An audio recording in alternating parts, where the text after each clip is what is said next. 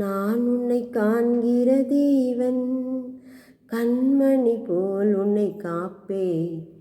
நான் உன்னை காண்கிற தேவன், கண்மணி போல் உன்னை காப்பேன். ஆதியாகமம் 16:13 என்னை காண்பவரை நானும் இவ்விடத்தில் கண்டேன் அல்லவா என்று சொல்லி தன்னோடு பேசின கர்த்தருக்கு நீர் என்னை காண்கிற தேவன் என்று பெயரிட்டாள். பார்த்தீங்களா? நீர் என்னை காண்கிற தேவன் என்று சொல்லி யார் பெயரிடுதா? ஆகாள் பெயரிடுதா. கர்த்தரை அவள் கண்டாள். அதுக்கு தான் சொல்லி என்னை காண்பவரை நானும் இவ்விடத்திலே கண்டேன் அல்லவா. தாயின் கருவிலேயே தெரிந்து கொண்ட தேவன் இங்கே ஆகாரை தெரிந்து கொள்கிறார்.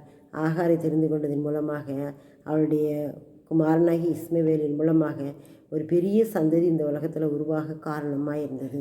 அவர் சொல்கிறார், நீர் என்னை காண்கிற தேவன் என்று அவள் முதலாக கர்த்தருக்கு பெயர் வைத்ததே ஆகார் தான். அதே போல் ஆகார் வந்து அவரை கண்டால் அதுக்கு முன்னமே அவருடைய கண்கள் ஆகாரை கண்டது.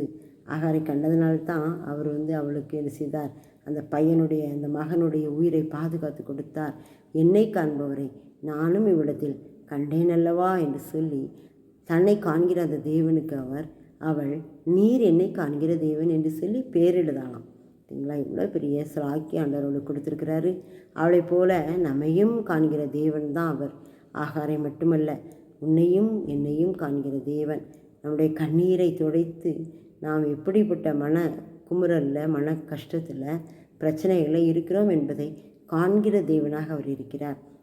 அவர் நம்மை காண்கிறார் என்ற உணர்வுள்ள இதயத்தோடு அவரிடத்தில் போய் நாம் சொல்லும்போது நிச்சயமாகவே அந்த காரியத்தில் நமக்கு விடுதலை கொடுத்து நம்மை ஆசீர்வதித்து நம்மை உயர்த்துகிறார்.